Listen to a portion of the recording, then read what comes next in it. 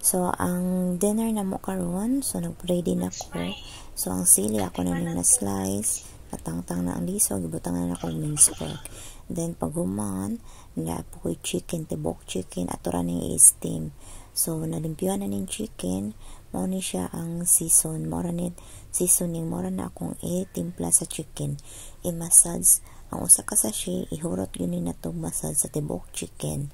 So, pag human na itong massage, sa sulod o sa gawas, atong ibutang ang luya. So, ang luya di ay inalandaghan dyan para lami. Then, pag human na itong butang luya, ato na pong gibutangan og dahon nga sibuyas. Then, yan, ready to cook na siya. So, ato na human na itong marinate. So, ang i-steam na lang ni siya, waiting the right time to steam. And, yan is a Chinese dish ni siya, pero paborito ni sa kong mga amo.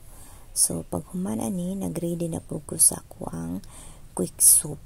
So, muna akong quick soup, beef on onion, and tomato, then Campbell's.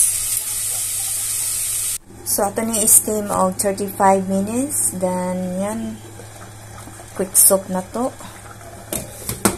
Pero pag dako inyong manok, mga 40 to 45 minutes ang steam. Pero kini siya gamay raman. So, 35 minutes steam.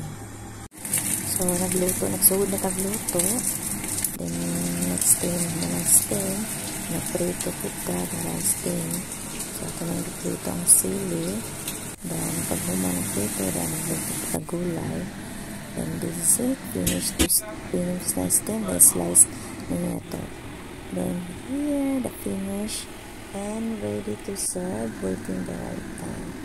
Tada! And ito din ang quick soup natin na bit. Thank you for watching.